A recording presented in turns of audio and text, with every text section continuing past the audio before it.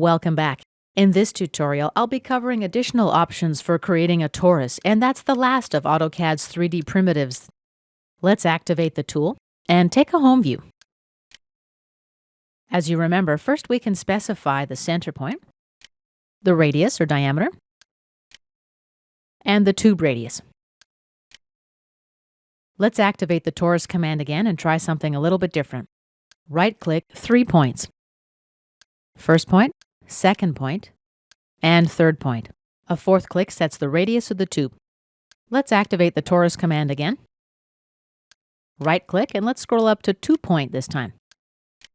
Select our first point, second point, and third click sets the radius of the tube. For the next option, I'm going to create 2 lines, which I will use to establish tangency. Right-click and enter to close the tool. Activate the torus. Right-click and let's select TTR, tangent radius. Select our first point of tangency, second point of tangency.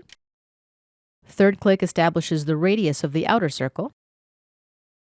The fourth click establishes the radius of the tube. I can also enter a value, let's say 0.25, press enter to register. Let's activate the torus again. Place the center point. Now instead of choosing a radius, let's right-click and select diameter. Next, we need to set the tube radius. We can also use 2 points for this or a diameter option. Let's try 2 points.